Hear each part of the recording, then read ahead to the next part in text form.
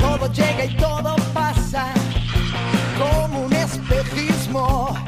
Todos fuimos garabatos de nosotros mismos.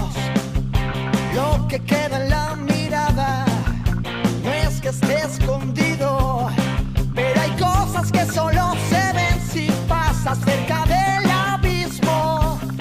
Y en las puertas de mi barrio descubrí la vida y la quise besar.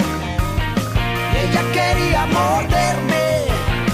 Toda mi vida es un gesto que solo tus ojos entienden. Yo la quería besar y ella quería morderme.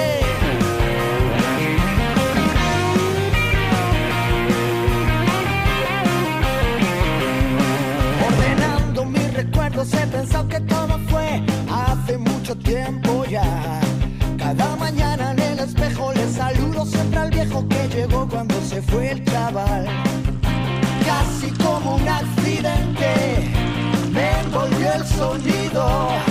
Hay canciones